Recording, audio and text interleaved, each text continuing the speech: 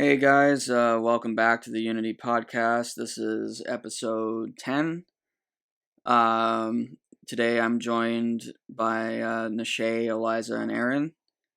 Um, and yeah, I hope you guys tune in. If you got any questions, any comments, if you want to contribute, um, maybe say what helps give you guys peace during these times. You guys can do that.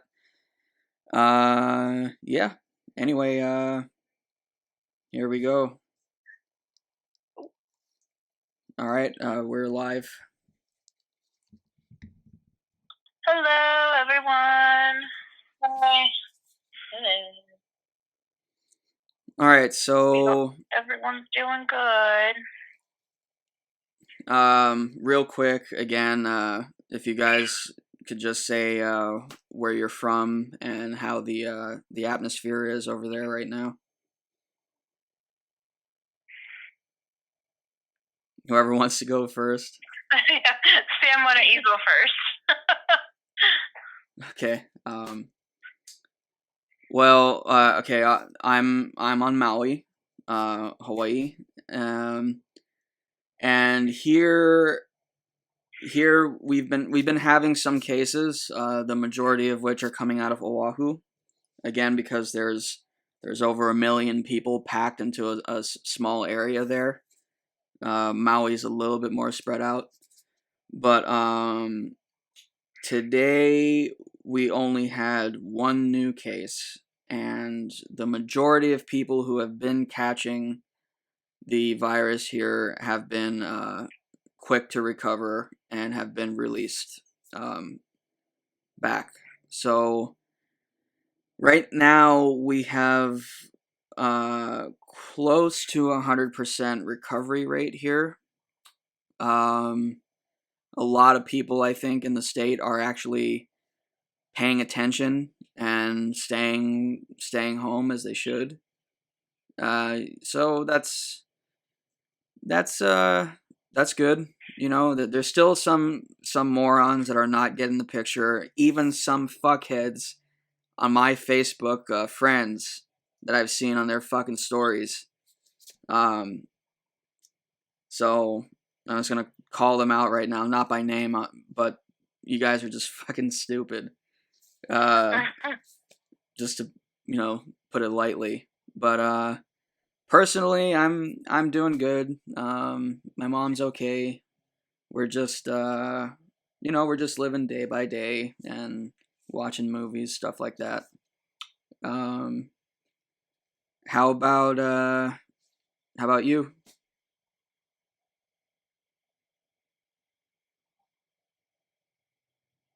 Anyone? Okay, I'll talk. I am in New York, and things are very intense. Trying to keep thinking positively, as positive as possible. Like, I'm happy that I am seeing people take this seriously. I do hear about other, like, my neighborhood is, for the most part, taking it very seriously. I'm in the Upper West Side, where it's mostly quiet, children, families, and maybe it's different. I did hear that, like, with the high holidays coming up, there are some religions that, for the most part, they're paying attention, but there are some, like, Orthodox Jews and Orthodox, religious people who can't really help themselves but want to gather, and it's their entire life. So their whole belief system, their whole core, their foundation is religion. So being asked to not attend church or not attend synagogue is just, like, not possible. It's worth the risk, I guess, for them. I was curious about that because of I mean, I know separation of church and state is completely different for this case, but I wasn't sure if like they were able to go around the law because it is religious.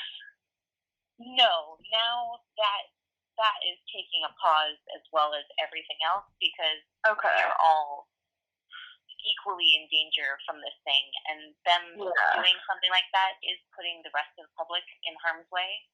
So there's rules going around. Okay.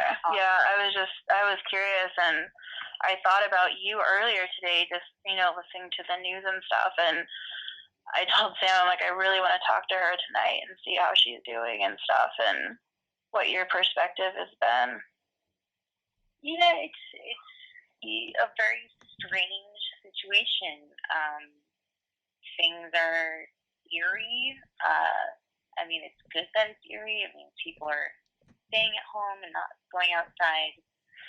But I walk my dog at around 7 o'clock every night, and I think the past week or maybe more, but we're just starting to really hear it everywhere. People cheer at 7 o'clock for the workers at the hospital changing shifts. Oh, that's so cool. Yeah, so people cheer them on outside their window, and I was once in Central Park walking my dog, and I could hear not only my neighborhood, but the east side, because you're right in the center of the city. I could hear all the cheering, from everywhere. That's really cool, though. Yeah. So, I mean, we're doing what we can, trying to keep morale as high as possible. It's difficult. Mm-hmm. And something I was very afraid of, which is now becoming a real situation, was crime in the city, just in general, because there's not that many people outside, and all of the emergency workers have their hands full, with everything going on. And so I got this weird feeling of not being safe, and I always loved being in New York, and I was able to go outside when I was really young by myself, because the amount of people around, you feel safe in numbers. If you scream, someone's going to hear you. But now it's not like that. Totally different environment. But not only that, they are worried about the prison system and the population and them being so close together. So I was talking to my friend who is 90 plus now. Okay. I don't know if I've talked to you guys. I don't think I mentioned her before, but I brought her up to upstate New York to kind of move her for the time being there. I feel better about that. But she scared me. She's really smart, and she lived through World War II in Germany.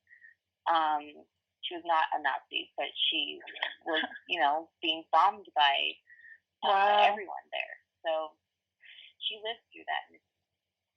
It's totally different circumstances, but the idea that an entire population is afraid is the same. And she told me she's very logical and realistic and doesn't have the best bedside manner.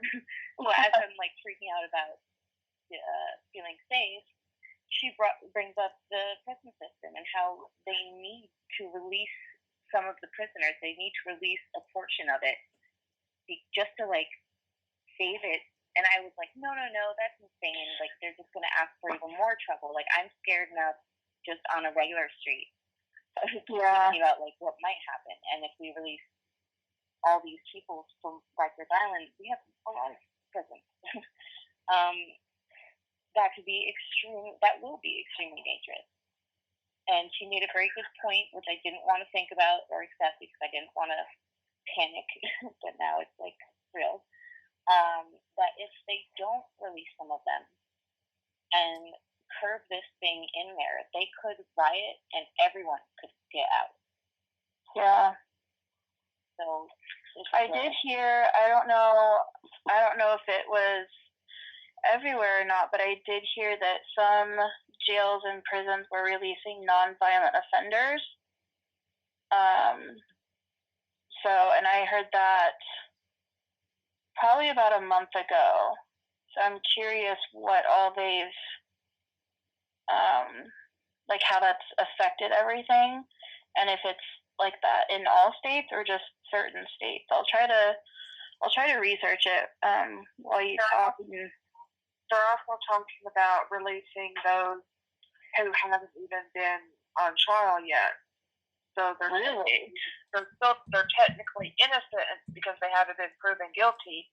It's all pre-trial who couldn't afford bond and are in jail simply because they couldn't afford to bail out.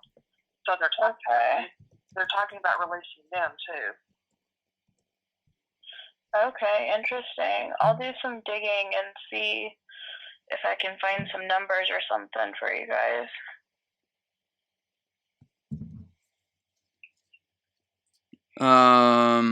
And so what about you, Aaron? How are things over there? It's going.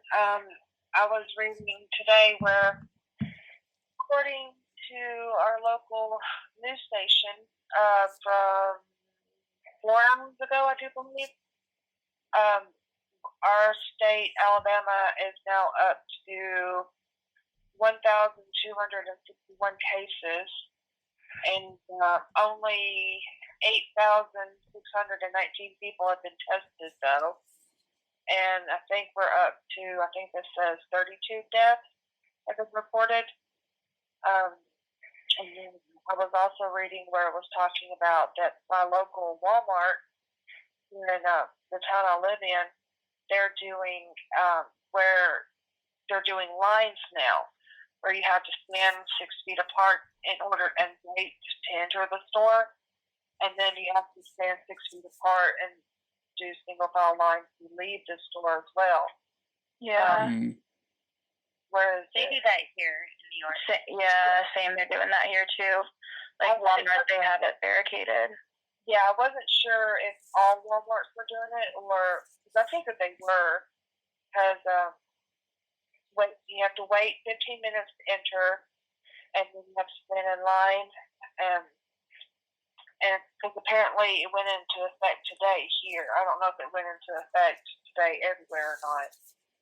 And but they're also doing Walmart's also going to start implementing where they do temperature readings for their employees and everything, which I think is good, and I think every essentially should do that, to where they do temperature readings of their employees to make, and then if anybody has a fever, they get paid time off to stay at home and everything. I agree with that.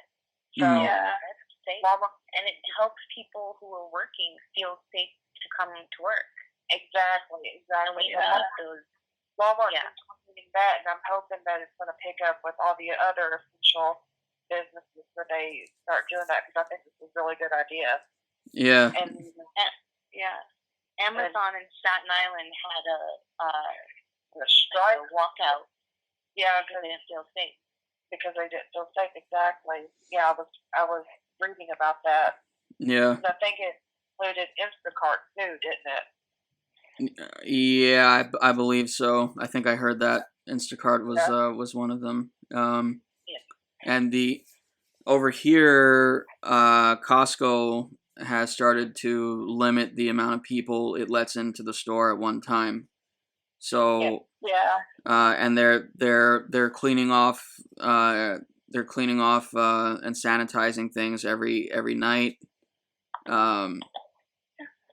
So but the thing is, over in Oahu, it's a different story. There's still a lot of people lining up outside. It's just, I think in a lot of ways, I think we're all learning as we go along here. Like this is something that our country, not just our country, but like the world hasn't faced in a very, very long time. I mean, the closest thing to this was the Spanish flu of 1918, and that was well over 100 years ago now. But I mean, I think what I want to mention too, just for anyone that hasn't heard yet, the FDA did approve the use of hydroxychloroquine as a possible viable treatment in the United States, but the reason why is because France was actually the country that did a really in-depth study on hydroxychloroquine. And I just want to mention real quick to the anyone who's going to tune in, anyone who listens later, that the study was taking 42 patients. They randomized them. They took 12 patients, placed them in a control group, and this group did not receive hydroxychloroquine. The other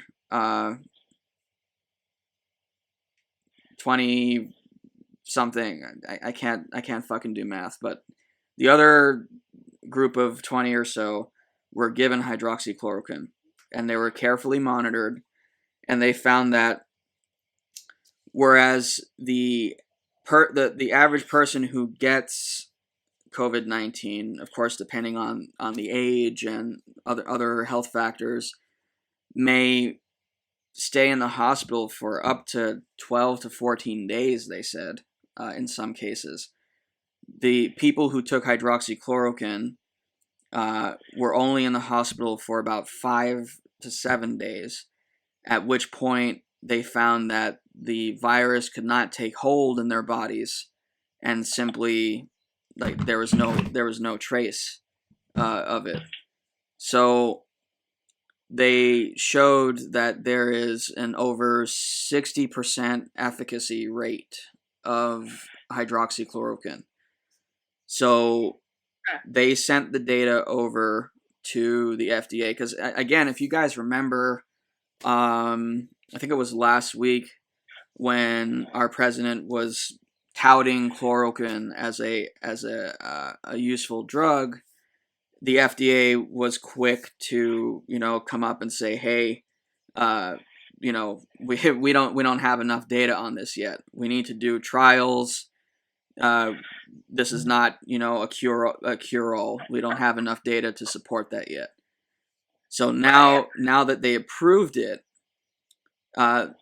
means that they received this data from France. They received more additional data from like South Korea, from Belgium, Australia, places that are using hydroxychloroquine in the treatments, and they probably said, okay, we've got enough data to at least try to use it. So they've greenlit the use of hydroxychloroquine across the nation, but it's up to the doctors. It is up to the nurses, the doctors, the physicians to decide on the dosage, decide who gets it, and it's not being made available to like just your average person. The goal is that they're going to give it to the people who are most ill first.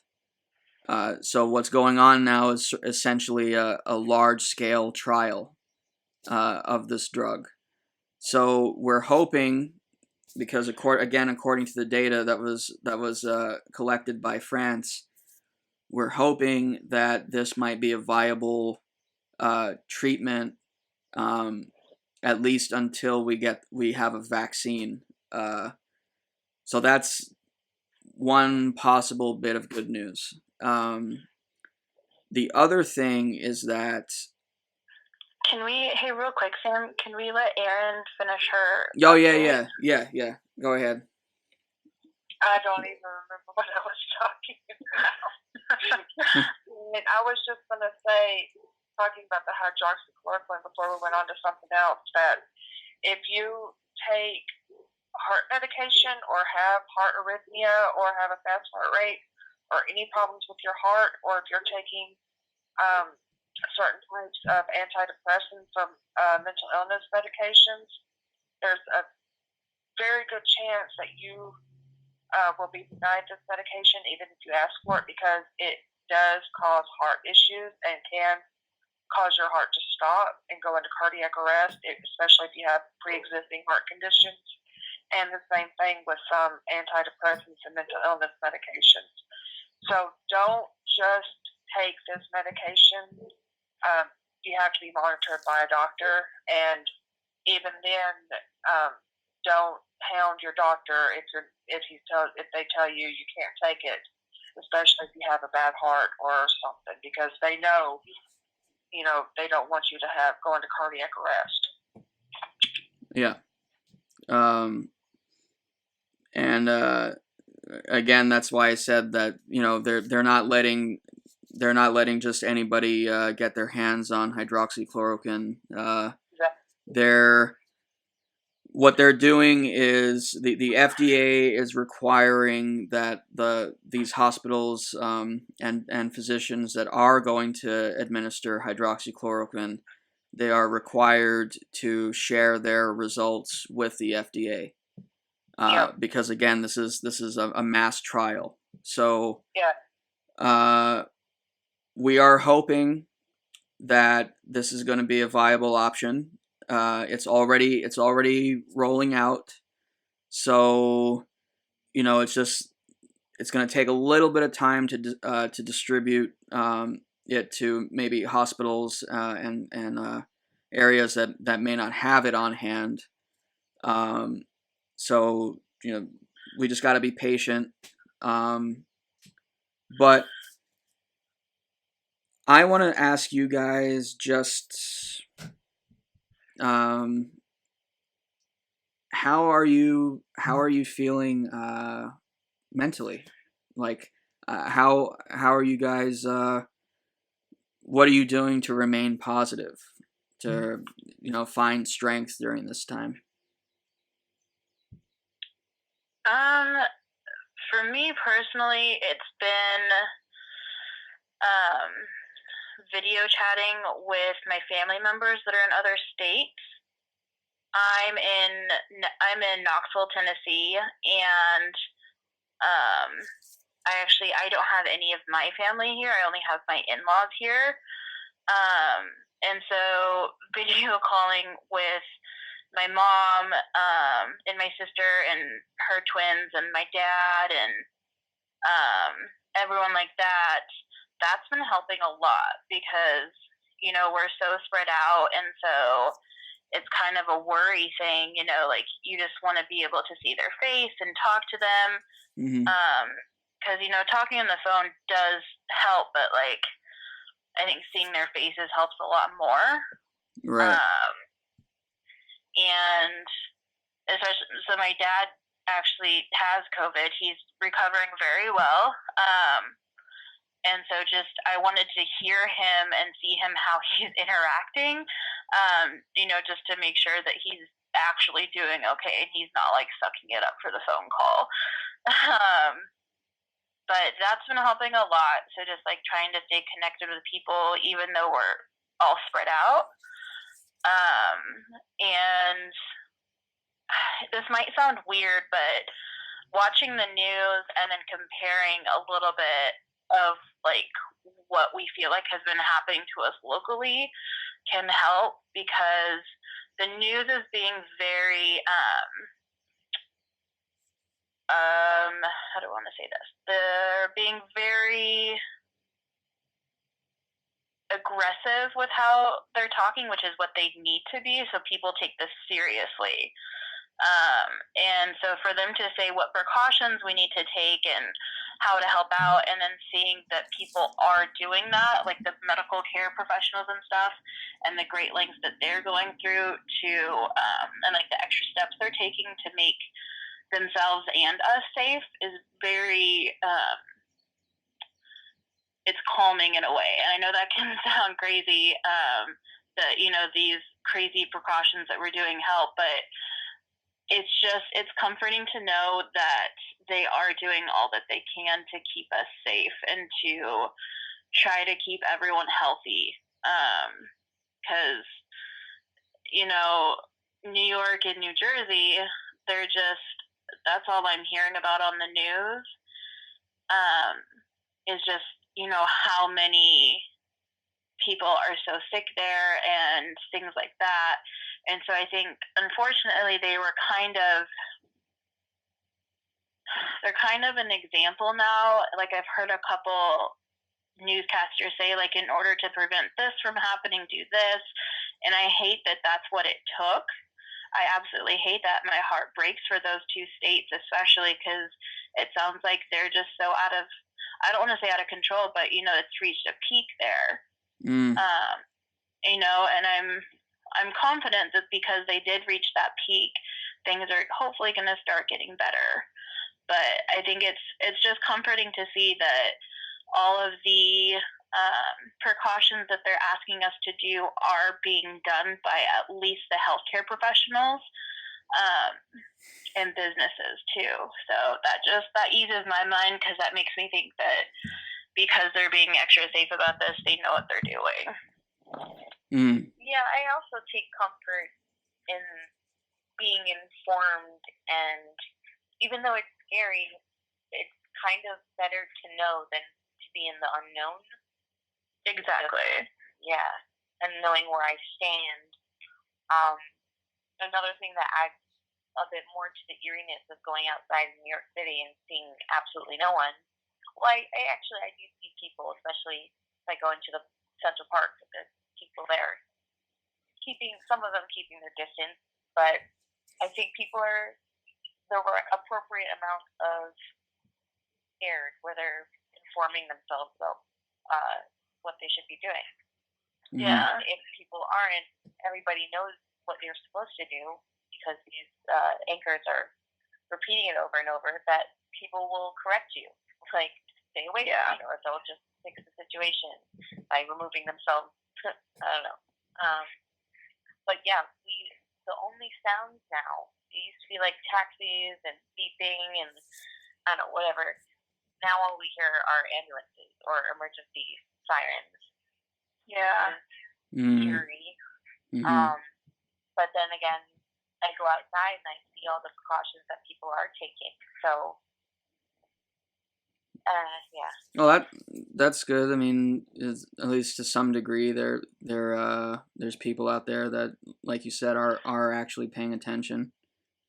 Yeah, and like the Orthodox synagogue that had, I think there was a funeral and it was huge. There were people in the streets. It was just like a crowd of people, and people were videotaping this and sending it into the news. Went straight to CNN, but people were correcting them, and if they're not, right, they're gonna be reported, because this shit is affecting everyone else. Right. Yeah. It's not just your business; it's affecting everyone. And I don't know if you guys listened yesterday or last night to the podcast. Was it last night that we did that, Sam, or the night before? No, it was last night. It was, okay. So real quick, I'm so sorry. I had to go to the oral surgeon today and have some stuff done. And they had me wait in my car. They took my temperature in my car. They didn't have anyone in the waiting room. They, like I said, they had me wait out there. When they were ready, they came out and got me and took me straight back to a room. And I should say, before I got into the room, they had me wash my hands. And they have this cute little timer that goes off. It's like this little song. It's for little kids, but it's, it's 20 seconds long. And so little things like that. And I also said on the last podcast, when I was at the Walgreens pharmacy, on the floor, they have arrows and lines everywhere that are 6 feet apart. And I mean, in the aisles, waiting back for your prescriptions, up at the front waiting to pay, they have these lines everywhere just so you know how far away 6 feet is. and they're super creative. So in the pharmacy, if you paid for your stuff in back, they had cotton swabs. They had, clean cotton swabs that you use to press the numbers on the credit card machine, like to enter your phone number or to enter your PIN number for your credit card. And then they had a little trash can right there on the counter that you threw that away in. So I thought that was really cool, that they kind of came up with this little invention. Because it's stuff that we don't think about that is can be so gross. Like, my head always went to like the gas pumps because those things never get wiped out. And now there's Lysol wipes out there, so you can use them as you're using the gas pump. So that just, it kind of tickled me a little bit because it's just nice that they're caring so much about us. When they still have a job to do, and very important jobs, but they're still going the extra mile to make sure that the patients are safe as well as the workers. So I thought that was kind of neat. No, that's a pretty novel approach for using Q-tips to punch in. Right? It's a good idea. I think more places need to be doing that. No kidding, man. And the dentist too, they were giving out free pens, so as soon as you use their pen, you got to keep it, which is great for marketing and for cleanliness. And Aaron, how about you? What are you doing to if you're doing anything to remain positive, or what helps you remain positive? Well, what's always helped me was staying informed. So keeping up to date with the news and stuff, that's really helped me because I know exactly what's happening when it's happening, and that's just always been a comforting thing for me. Not just dealing with this, but with anything and everything. And then of course, Abby, my puppy, and Callie and Penny, my animals have helped really, really much, especially Abby, since she needs so much attention since she's still a baby.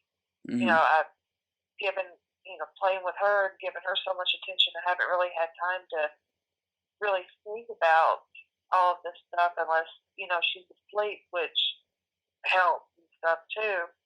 And then, I pretty much just stay at home because, my mom, she COPD and asthma, so we decided that it would be best for both of us to pretty much just stay home, because if I got sick, there's a good chance that she would get sick too. So just staying here, staying together, and doing that, it's taking a weight off because we don't have to worry about getting sick if we're at home, Right. So that's taking a toll off and stuff too. So knowing that the grocery stores deliver has really helped too, because that's still a fairly new thing, the delivery system.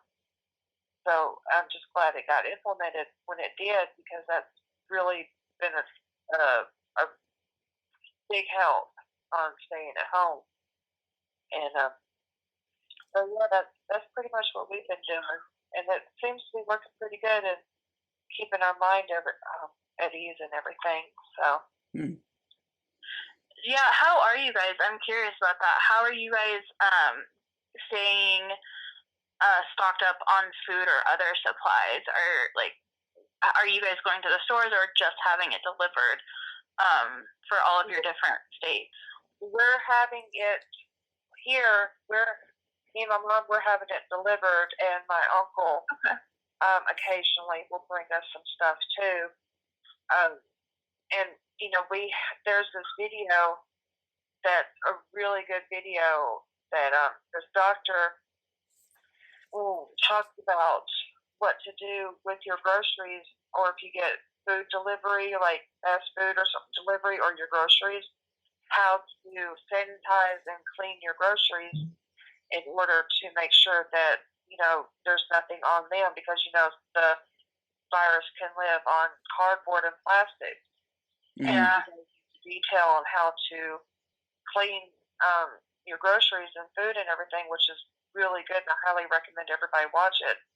It's on YouTube, and I'm sure Sam can link it in the video description or something of this video. Yeah, it's Dr. Sanjay Gupta from CNN did 2 videos, one on how to wash your hands properly, like really get in between all the fingers and stuff, and he did a whole video on it, and then he did one with groceries and things that you bring from the outside. I don't know what this doctor's name was. He was he had a white beard, kind of heavy set a little bit. I think he was or something. Yeah, it was a fairly new video, but it's really good. I didn't know somebody else had made a video too, because more people need to watch them, because it's really informative, and it really makes sense. I take care of groceries and stuff. I do want to point out that I did just see another video put out by another awesome doctor, Dr. Mike. He's got a YouTube channel, but he actually mentioned that video of that guy washing everything, and he said that you actually don't have to be that rigorous. The only thing that you need to do is be mindful that the virus can be on packaging, so you definitely do want to wash the packaging and be careful with the packaging, and dispose of the packaging definitely as quickly as possible. But as far as the virus itself cannot live on food. So he mentioned that if you get fresh produce, yes, you should be washing your fresh produce. But he said don't use soaps or any kind of detergent, because that stuff is meant for your hands. It's meant for dishes. It's meant for cleaning other things, and that it damages the surface of fruits. And if you ingest soap in any way, that it can cause a so I mean it's up to you. It's ultimately up to you guys what you want to. Yeah, it's up to you guys what you want to. How far you want to. How rigorous you want to be with the situation, but according to. Sorry. I was just gonna say, according to this doctor, you don't have to be that rigorous with the groceries. And Dr. Fauci also said that as far as food is concerned, you also don't have to be that crazy with it either. This doctor's name, the one I'm talking about, is Dr. Jeffrey Von Wingett. Wingett. Yeah, Dr. Jeffrey Von Wingett. But I just thought it was pretty good advice, because he's not talking about, like, cleaning the actual food, but he's talking about cleaning the packaging or taking the food out of the packaging if you can. Yes. And everything, which, which I just thought it was pretty interesting.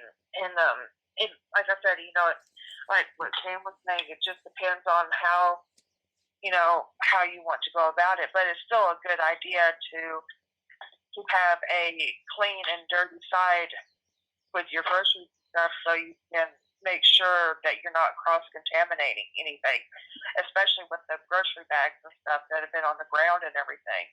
Yeah. So, I just thought it was pretty interesting. Yeah. What else? So I've actually been going to the grocery store. I'm kind of weird, especially with produce. I'm weird about people picking it up for me. Like the perfect ripeness and all that kind of stuff. And here so far, we did get a couple weeks ago, things were really low on everything, like canned goods and everything like that. Most of that's better now. The main shortage that we're seeing right now is in beef. Any type of like just hamburger type stuff is not available really. They only had like 1 or 2 packs available when we were at the store a couple days ago. And the CDC recommended to only do grocery shopping once a week. So that's what we've been trying to get, do and just make sure we get everything in one trip. But we did do pickup orders. If we forget something after we've already left the store, we just go there and we pick it up. And you can give them what we do. So if we go get it up ourselves, we have bags that we put it in, like reusable ones in our car, in my trunk. And we put the bags inside those, so then we carry them into the house. We can wipe down the reusable bags, and then we just throw away the other ones. And that's been kind of a good system so far, because we can wipe down the other ones with Lysol wipes. I don't know if that's helpful to any of you guys, but that's just because you can't take your own reusable bags into the store right now. They're not letting you do that. So you have to have them in your car. You can't do it in the store. Mm-hmm. At least not here.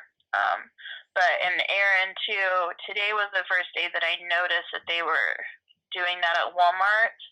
And they had one entrance completely closed, and they had almost like a single file line going into Walmart. Yeah, so I don't know if that just started this week or not, but this was the first time that I noticed it, and I've so far only noticed it at Walmart. I didn't see it at Kroger. Yeah, the post I saw going on Facebook about my local Walmart, the single file line and everything locked off. Apparently, it just started today, this morning at like 6:30. So I figure it was implemented today with all Walmart, but I'm not 100% sure. Okay. What about in New York? Are you going to the store or are you delivering? On a regular day today, aside from this virus, most people in New York get delivery. Yeah. Okay. We have limited amounts of space, and most people do not have. They might have like a couple shelves devoted to their pantry, but we don't really have enough space to like have stock. We can stock our fridge, but it just doesn't make sense. And so yeah, everybody's used to ordering delivery for takeout from restaurants, which are still happening just for the takeout and delivery. I was allowed to get down in there. Same here. Groceries. Allowed to either. We have places that deliver, but not every supermarket does that. You have to go inside, pick out what you want, and there are the rules about. They have like a maximum amount of people they're allowing in with the given size of space. But I went to my grocery store and everything's walkable, so I usually don't want to get deliveries.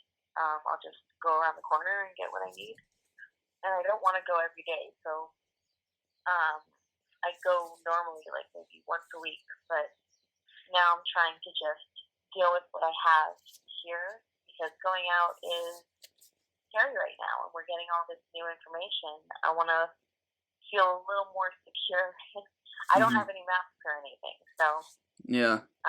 They say being indoors with a group of people is one of the more dangerous things you can do, and going to a grocery store is far more dangerous than walking outside.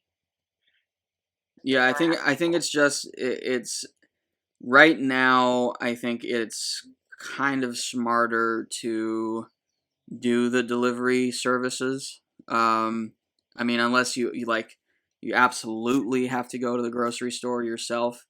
Even then, they're saying that each household needs to designate one person to be doing the grocery store runs, and yeah, like you said, once a week only. So here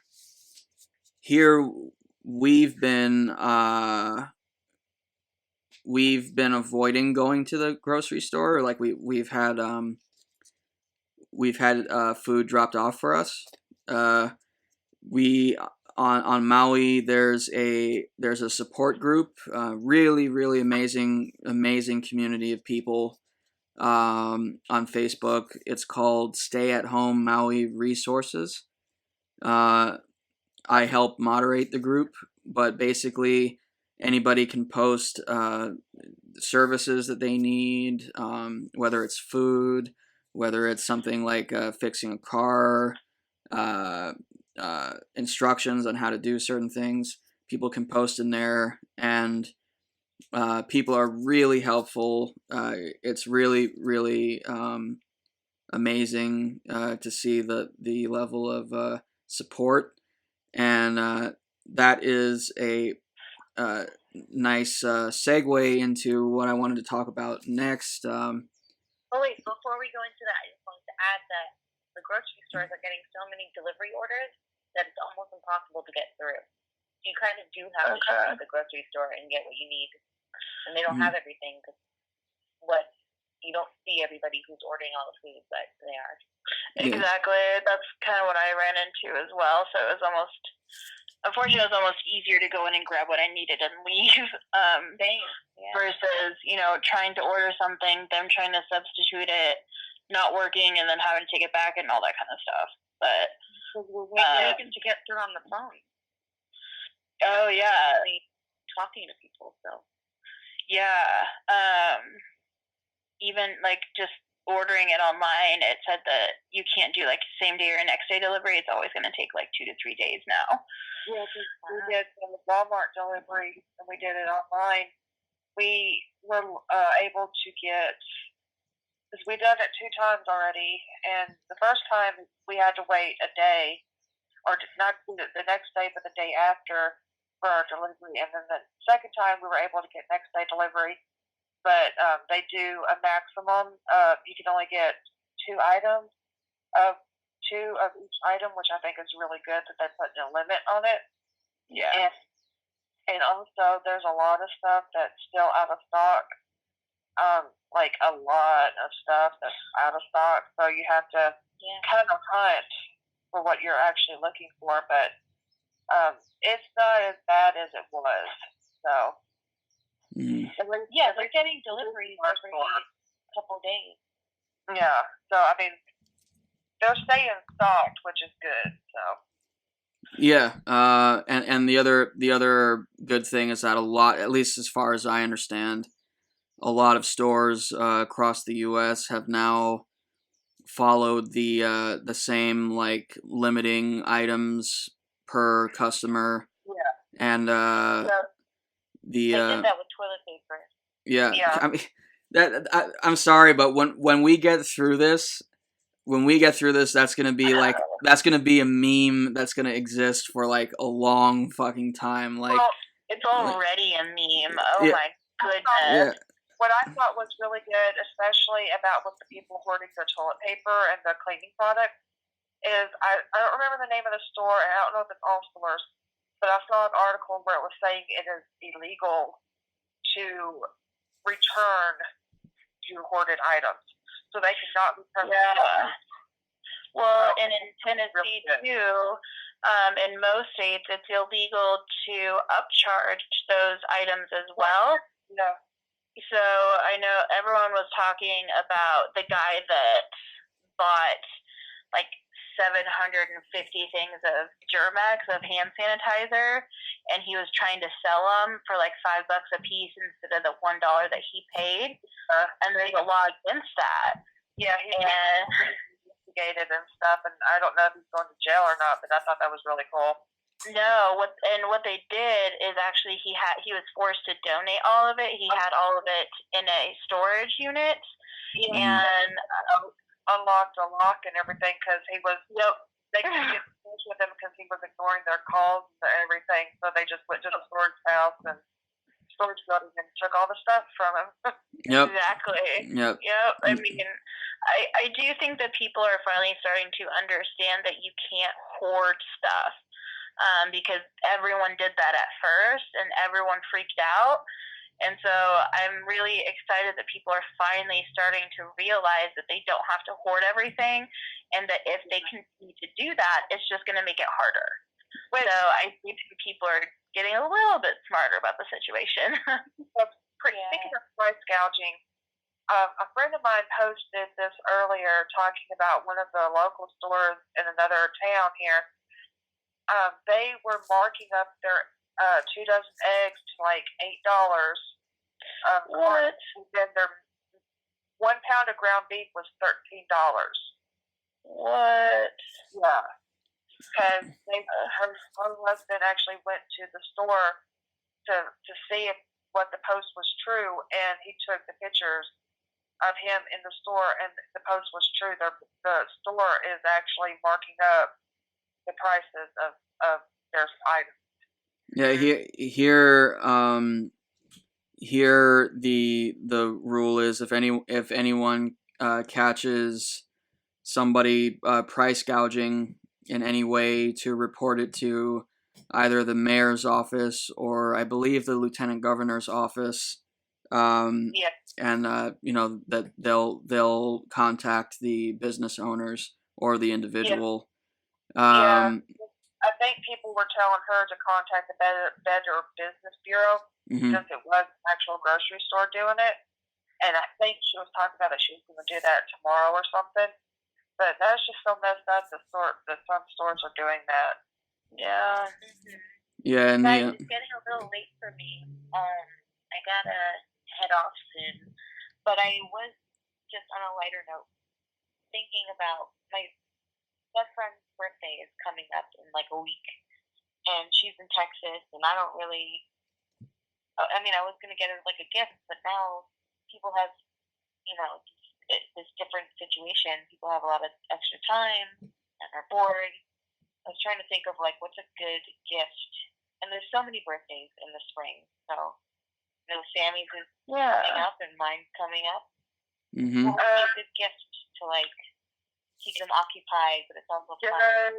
Does my best friend's birthday was in early March, a little after mine, and she has a great sense of humor like I do, and I actually bought her a chocolate penis. So that was a great gift. So I mean, you could do that. What the fuck? But would it send? It wouldn't go through the mail very well. Oh, I was able to mail it to her because I bought it on Amazon and had it delivered to her house. They usually have them frozen and they keep it in like an insulated box. Yeah, melted dick is not good for anybody. Well, it would boost the appeal. Yeah, right. Nobody if you have Amazon Prime, it goes like next day delivery too. So I mean, it'll get there pretty quick. Right. I have to get her butterflies. Like you can get the little worms and like a little sort of starter kit and watch them develop into from caterpillars to butterflies. That's kind of cool. I actually just got a couple presents ordered for my niece and nephew for Easter, but I know a lot of people online are doing it. I got them puzzles that have their name on them. Oh, that's fun. Yeah, so I'll look up some links to send to you, and I mean, they were only $10, and they had different, you got to pick what picture it was, and it was actually like a coloring thing. You got to color the puzzle after you put it together, and it has their name on it. Yeah, so I'll send you the link, because it was only like $10, and you get to choose how many pieces you want the puzzle to be. So they had everything from 12 pieces, 80, and I think up to like 120 pieces. of the puzzle to put together based on like the age range. You know what I mean? So I'll have Sam send you the links to that for sure. Yeah, right on, right on, right on. All right, guys. Well, have a good night, dear. Stay safe. Bye. Yep. Bye. See ya. All right. So before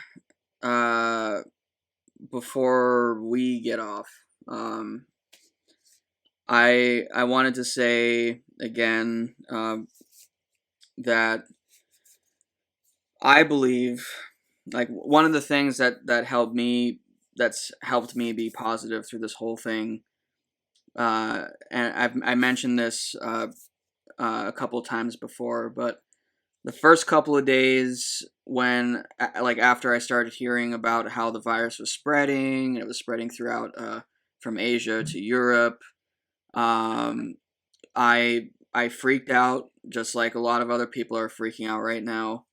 I had full blown panic attacks. I was not in a good way. But when for me personally, I let the fear run its course, and rather than fight it. And when I let it run its course and it released, I felt like I could finally take a breath. And Yeah. And the thing is, I believe now what gives me strength is I'm seeing the amount of good that is in the world, where people are helping one another. I mean, here in the U.S., there's people with 3D printers that are sharing the source code, free downloadable code, to 3D print medical equipment to send to hospitals. They're printing out face shields. People are supplementing the hospitals with masks. Things, doing the best they can to make masks that fit the N95 standard. But I mean, the whole point is that people around the world are coming together in a way that we haven't seen in our lifetime. And that is an amazing thing. And so I found strength in seeing the good in humanity, and seeing how creative we are, seeing how resilient we are. And even though the road ahead is going to be a very, very, very bumpy one, I feel that we are poised to come out of this. We're already seeing that in some ways we are taking steps in the right direction, even though it's a little bit slower than what is ideal. But the whole point is that we're moving forward, I feel. And so I want people to just keep that in mind. I know that it's very easy nowadays to fall into this feeling of dread, this feeling of despair, because it seems like all we hear nowadays is amount of deaths and amount of cases. But keep in mind, guys, like, as of right now, there is over 212,000 recoveries around the world. And I mean, a lot of people, there's people who are getting this that are recovering, and I mean, that there's a 102-year-old guy that survived the Spanish flu that just beat coronavirus also. So, there is light out there, and we should keep that in mind. We shouldn't let fear overcome us, because we're better than that. Now is not the time for politics. If you're Republican, if you're Democrat, independent, whatever, we're all in this together. We are stronger together, and we need to remain united. This is the United States, after all. but the world too. We're stronger together. Like I mentioned before, worldwide right now, guys, like to give you an actual number, worldwide total recoveries is 194,658. So we are almost at 200,000 recoveries, guys. Like, that's, we're moving the right direction. According to Worldometers, which is the another real-time map, there is actually just about 213,000 recoveries. Okay, nice. Yeah, I got mine from statistic.org. So somewhere between there for sure. As of right now. And in the U.S., also as of right now, there are over 10,000 recoveries. So, when you hear about cases, don't let that number frighten you. I know it seems alarming, but cases do not necessarily equate to certain deaths. So we got to keep that in mind. But again, also don't think that you're invincible. But bottom line is, guys, we're gonna pull through this all together, and when we come out of this, it's gonna be a bright. I feel it's gonna be a bright new world. And the amazing thing to me too is I feel like right now there's a spiritual awakening going on across the planet. Various faiths, people are getting in touch with who they are, and a lot of people are coming into their own now. A lot of people are becoming who they were meant to be, and it's beautiful. It's amazing. And you guys, I said this the other night too, just real quick, because I gotta jump off here too. Sam is amazing with his positivity, and that's what this whole podcast is for, is to spread that positivity. And if you guys feel like you're not having this big awakening, your life isn't changing in some major way, you're just trying to make it through, that's okay, you guys. Like, we're here to give you our positive thoughts and our positive vibes. Don't feel like that's another thing you have to do during this time. Just take it day by day, week by week. Yeah, because I'm definitely not having any spiritual thing or anything like that going on, but because it's important that you find out who you really are and keep positive like that, But like you said, just because you're not, that doesn't mean you're doing this wrong or anything like that. It just means nothing. Really, it just means that you're just through this. We're just all trying to survive at this point. All of us are just that.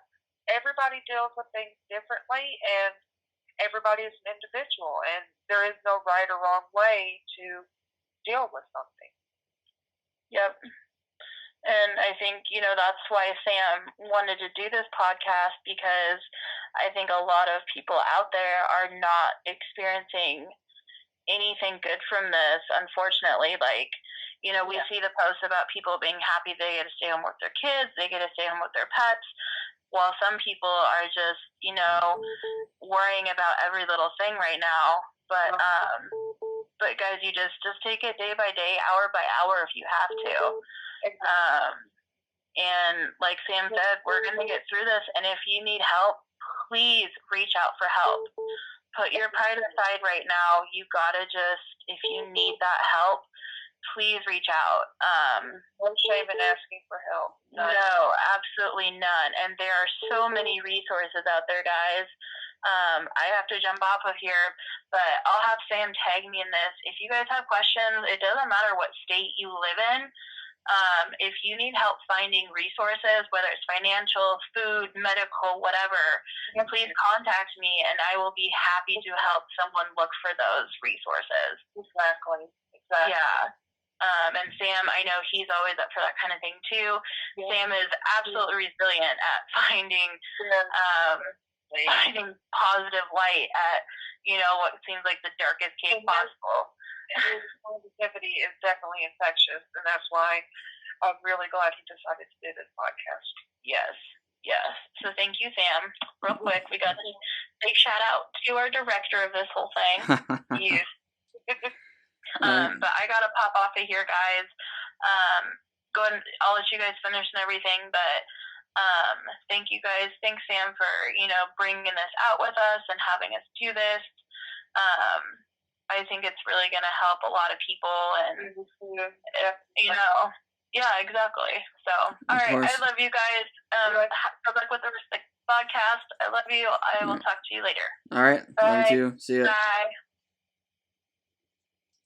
All right, so any of you that tuned in, thank you very much. Again, as she said, if you guys are feeling a little bit lonely, distressed, whatever, feel free to contact me.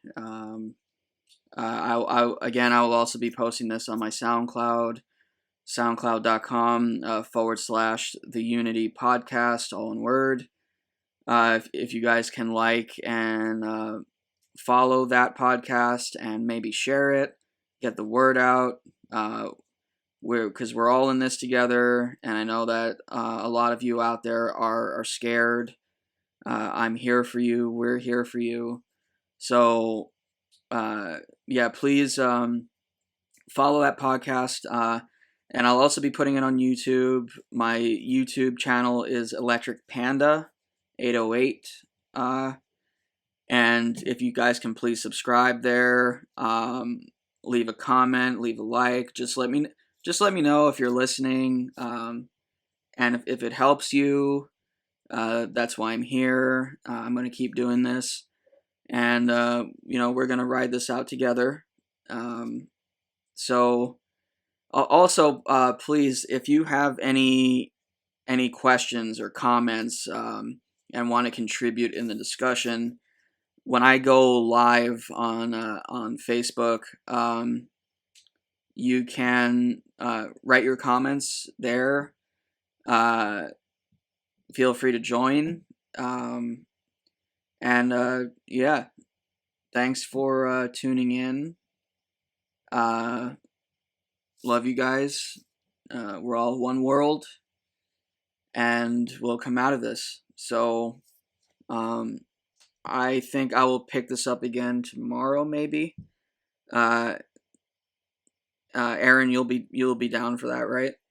To do it again tomorrow. Okay, so we'll try and get the other two on, and maybe whoever else wants to join tomorrow. Sounds good. That'll be awesome. Again, for anyone listening on Maui, if you guys are in need of any resources, if you guys need help with anything, please check out the Facebook group, Stay at Home Maui Resources. I moderate that, and it's a great group. There are rules set by the admin, so when you post something, it's important to include a post topic, which is something like food, or I need help, or supplies, masks, and medical. It basically categorizes what your post is about. So if you're going to join the group, just follow those guidelines. And it's a really amazing community. A lot of people helping out on there, so feel free to ask for help. Don't feel shy. And, again, there is hope out there, guys. There is always light out there. There's positive things happening. Just don't let what you're hearing in the news cloud your mind and keep you in a state of fear. As Mr. Rogers always said, look for the helpers. Yeah. Look for the helpers. And another good way of looking at things is you're not stuck at home. You're safe at home. Exactly. So exactly. Keep that in mind, okay? We love you, and we'll pick this up again tomorrow. So have a good night, world.